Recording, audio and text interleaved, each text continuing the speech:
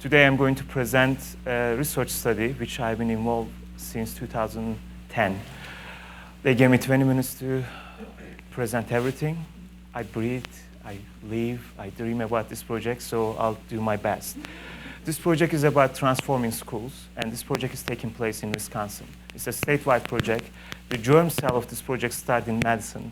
And when I first started over here as an assistant professor of special education in rehab psych and special education department, focus of this project is to understand and address the unique racial disparity called behavioral outcome disparity, or disproportionate representation of minority students in special education programs for behavioral disorders, and exclusionary school disciplinary actions, suspension and expulsion, and detention. In short, this project is about 3 things. I can read the slide, we can go home or drink our coffees, but throughout this presentation, you are going to see these 3 terms: representation, participation, and transformation. This is the representation part. In the nation, we have this problem, what I call the discourse, racialization of psychological disorders, psychological problems. We know that African American students and Native American students are overrepresented in identification of the behavioral disturbed. Racialization of school discipline is a very pervasive one, and it's a long, enduring problem for us. First, it was identified in 1972 by the Children's Defense Fund, and mostly they studied the southern United States schools where the integration was taking place, 60s, 70s. Students from historically marginalized communities, Latino students, Native American students, and African American students, more specifically, are punished more severely for less serious, more subjective reasons, including dress code violations, insubordination, and disrespect, compared to white counterparts, white students, who are punished for more objective reasons: arson, fight, and drug use. The problem is pervasive. It has been with us, but it's a complex one. This problem, what I call is a runaway object. I borrow this term from the information sciences. Most of my this project is informed by the newer developments coming from cultural psychology, organizational psychology, learning sciences, and new developmental psychology. Basically, they are trying to understand human context interaction, where individual factors, like Bowman was describing, those individual stressors, the stereotype threats, meet with the institutional context, institutionalized racism, institutionalized discrimination, and what's happening currently in Missouri, in Ferguson. So those things are coming together and creating this complex issue called disproportionality in behavioral outcomes. Disproportionality is a runaway object which is partially shared by multiple interacting activity systems. By means, I'm trying to expand the unit of analysis from individual child. Because often the problem, if problems within a child, if you psychologize the behavioral problems, we try to find and intervene the children, change their mindset, change their psychological processing. If you place the problem within the institutions, we look at all of those kind of institutional contexts. How about the interactional context? Because schools are very important. School context is more important actually in academic outcomes than to some respect, the family context and the neighborhood context or individual characteristics of the students. How can we find an intervention, a unit of intervention which is focusing on not just the school, but also neighborhood communities, families, and the other activity systems. Disproportionality is creating a double bind that cannot be solved through individual actions alone. I've been visiting schools, and the teachers, first time I told them that I'm studying disproportionality, they are like, great, help us. Because we are struggling with this one, and we feel shame that our schools are so disproportionate, our outcomes are so negative. Years after years, generations after generations, medicine schools, some prairie schools, schools in Wisconsin have produced these outcomes, unacceptable outcomes. We are pushing our black and brown kids out of the school. We are punishing them more severely, and we are suspending their educational opportunities. They are missing instructional times, along with all of those kind of negative social impacts of those identifications. But that can be solved by intervening teachers. We can provide professional education opportunities, professional learning opportunities for teachers. But still, teachers are part of that complex system, interacting system. This project is focused on understanding outcome, changing systems. You can think disproportionate as a outcome. Let's say schools are black box and students are produced, coming into the black box. Something is happening over there, and outcomes are constantly racialized. Negative outcomes for black and brown students. Often the issue is, I guess in education research is this. We try to understand the outcomes to predict and do something about the black box process of schooling. In this project, I want to understand this outcome because it's fluid, it's dynamic. You are going to see that some of our statistical analysis we conducted throughout in the state of Wisconsin. Outcomes, we try to understand the outcomes with all complexity, including individual and school context, using multi-level analysis. But going beyond that, in the second part of our intervention, we want to change the systems with local stakeholders, not for, but with local stakeholders, including historically marginalized families, including the students coming from historically marginalized communities, community-based organizations, Urban Youth League, YMCA, other programs providing after-school programs, and also educational leaders. This is a joint, collaborative, and reciprocal relationship.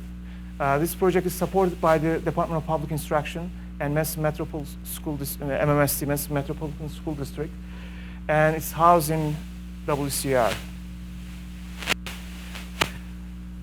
When I was commissioned to develop the culturally responsive method of dealing discipline, I developed a framework. I had to develop the framework because there wasn't any. This framework is called CRPBIS, basically Culturally Responsive Positive Behavioral Intervention and Support Framework. The framework is aiming at the school systems, to remediate in the school systems that reproduce and maintain behavioral outcome disparities, that black box process, trying to open up that black box, figure out what's going on over there, and renovate that, change that. To be able to do that, I developed a methodology called Learning Lab that's built on the Vygotsky and the functional methodology of the double stimulation coming from cultural historical activity theory. I extended that to turn into a way to intervene in schools so that they can build capacity in schools. Once this intervention is going to remove, they are going to have that capacity to understand this dynamic issue of disproportionality. As you can see, we include families, students, community members to facilitate locally meaningful and sustainable systemic transformation. This is using a formative intervention methodology. In formative intervention, intervention is not designing the whole full intervention from beginning to end. As my team and I, as interventionists, we went to those schools, we talked with the principals, and we said, what's the problem with this?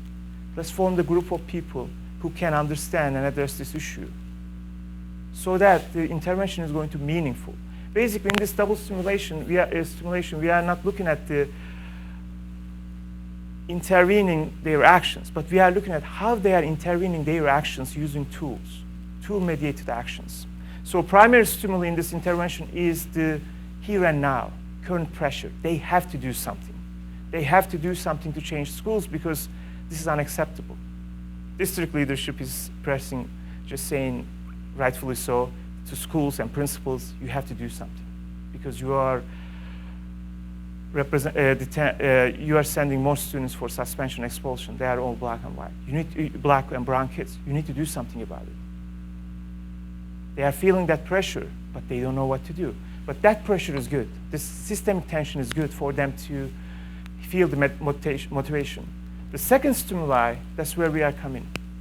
They develop their own tools And they develop data collection mechanisms, and they mediate their actions. Basically, they develop a general understanding of their system and changing the system. In the larger layer of the intervention, we use the mixed method data analysis. We use qualitative, quantitative, quantitative meaning. I'll explain that a little bit more. But the whole purpose of this, or the moral purpose of this intervention, is remediating school system with not for the local stakeholders. And basically, we implemented this intervention in 4 schools. 1 school served as the control group for us. But the 3 schools, 1 elementary, 1 middle, and 1 high school, were the intervention schools for us. And they were coming from Sun Prairie and Madison School District.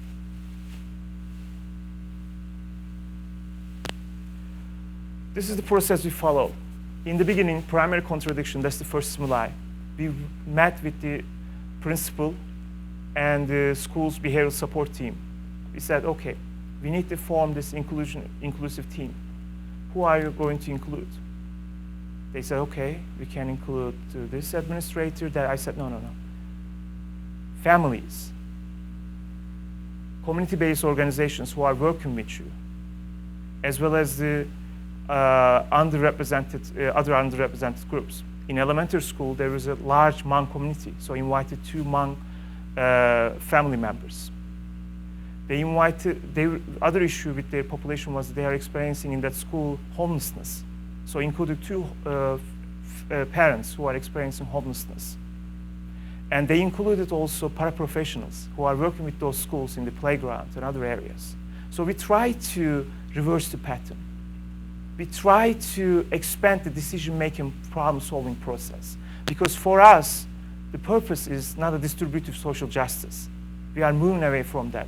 Our purpose is to participatory social justice. People who are making decisions. Who are making decisions in school? That's the question, I guess, for us. But for us, we want to expand this group, and we want to make inclusive decision-making and problem-solving teams. And we got together once a month, starting in the beginning of the semester, and they formed those inclusionary groups. Families, community-based organizations, paraprofessionals, educators, and research team. We videotaped those sessions. We analyzed the school's behavioral data. Big 5 they call, where the problem behavior is taking place, who's referring to students, so forth and so on. So we use quantitative measures within the school. We try to understand disproportionality, how it's taking place in the school, in the district, and in the state. We developed, we analyzed the whole state's data set from DPI, and we tried to figure out how disproportionality is taking place, create the disproportionality in the state, in the district, and in the school. And then they got together. They look at their issues, historical analysis, actual empirical analysis. They look at quantitative data. They look at qualitative data in the school. Think about this group of people. In the high school, actually, the first 2 meetings took place at a library. We tried to break that kind of power dynamic. But also we went back to, after the 3rd meeting, we went back to the school because we want them to be close to the shop where they are going to change the system. In the beginning, educators and parents, there were those tensions because if you look at the literature, you are going to see that everyone's saying, yeah, this is a great idea to bring together those multidisciplinary teams, multiple group of people, local stakeholders, but the issues, they don't stay. Actually, those schools were implementing several interventions to bring families, but they were not successful. They haven't been successful. I think for me, the key is the participation part. Often we are inviting, let's say, we are having African-American parent night. They are coming over here, they are telling their issues, their experiences. Then we say, bye-bye, you can go now. We'll fix the school. See you next week. It's next month. They are not going to come. I wouldn't go.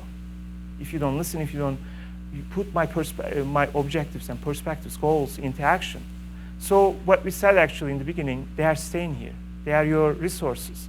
They are staying and making decisions and engaging problem solving. And that changed the dynamic. In the beginning, race was an interesting issue because race is a social construct and the tensions were so high. But what changed the dynamic throughout the 3rd or 4th sessions when they are getting together, they noticed that they are going to stay and they have a responsibility to change the system. So that changed the dynamic, and this system became very powerful. So what we did actually for them as researchers, we analyzed the Wisconsin disproportionality. This is a multi-level analysis. We use individual student level predictors in relation to school level predictors. We try to understand localized patterns and predictors of disproportionality. And we found in the state of Wisconsin, male students are overrepresented. One is representing the equal risk for the comparative groups. So 3 times in Wisconsin, male students are 3 times more represented in EBD category, behavioral disorders. Students who are receiving free and reduced price lunch, 2.5 times more likely to be identified with EBD category. African American and Native American students compared to their white counterparts, this is disproportionality. We found Hispanic or Latino, Asian American students are underrepresented. English language learners are underrepresented. When we look at the reading test scores, they are reversely related to EBD identification. And transient students, mostly represented experience homelessness, has also overrepresentation. If you look at the odds ratio for school level predictors, we could only find one statistically significant risk factor, which is the percentage of English language learners in that school is positively related to EBD identification. Rest were not significant.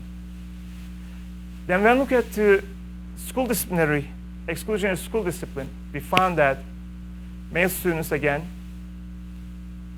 students who are receiving free and reduced lunch. At this time, Hispanic students joined the African American and Native American peers. Compared to their white counterparts, they are overrepresented in exclusionary school discipline, suspension and expulsion. And Asian students are underrepresented. And reading and math scores are reversely related. We couldn't find any significant relationship in terms of school level predictors. What does it say? It says, regardless of the school they are attending, African American, Native American, and Latino students are punished more severely. And they receive suspension and expulsion more often. Again, in Indiana, there was another study. They found the school level factors were important. So this is showing the dynamic nature of disproportionality. What we did actually, again, this is all about developing the tools. Rather than presenting this data during those learning labs, what we did actually, we created data maps. So data maps for the schools and data maps for the districts. So unfortunately, you'll not be able to see, but this is if you go to crpbs.org, you'll be able to see the map of Madison School District and Sun Prairie, where you'll see the school level predictors. We use a descriptive analysis. For example, this is West High School, percentage of the student population, as well as the percentage of the students labeled with EBD and suspension and expulsion. We try to straight the disproportionality so that we can mediate those actions. We want the practitioners, families to see what they're experiencing in the classroom, in the school, is a part or symptom of larger structure.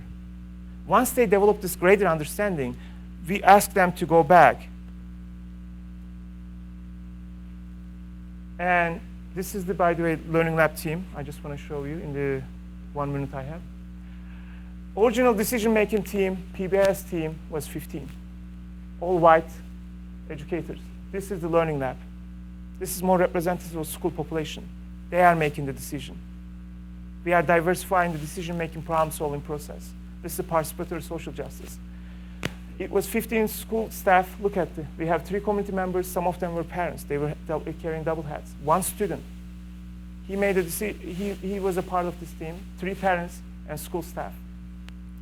They developed this system. They map out their behavioral support system. They analyze their disproportionality. They map out their behavioral system. This is their behavioral system, which is in place right now. This school year, they are implementing this behavioral support system. What we asked them to do actually, after those discussions to straight the disproportionality, we said, okay, what's the system? They said individuals. There's one teacher, she's not right. I mean, she's getting older, she's old school. Oh, there's young teacher, doesn't understand. There are those families, those kids, frequent flyers they call. I said, okay, let's look at this great disappearing act of the system. Because whatever you do, you are using a system to manage the students' behaviors. So they map out the system, and they knew the one parts and pieces of the system. They didn't know the whole. This is the Marx is calling the alienation. Basically, they were alienated from the system. So they map out the system. While they're mapping out, they start to identify the issues with the system. And actually, to be able to come up with this system took 5 months for them.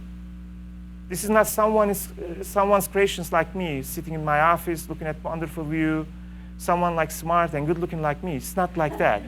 These are real, actual people.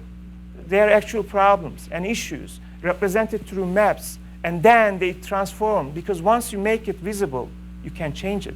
Those things are transferable. So they changed the system. They changed the detention room to restorative justice room. They changed the practices. They added different pillars to maintain the system, sustain the system. So therefore, this is more locally meaningful and hopefully sustainable. And we are studying sustainability of the system. But I just want to leave you with this one, the principles from one of the learning lab schools to words. And this is exactly the purpose of this project. And we are studying the implementation of this project, this new behavioral support systems in those two schools to see the maintenance or sustainability of the system. All right. Thank you very much.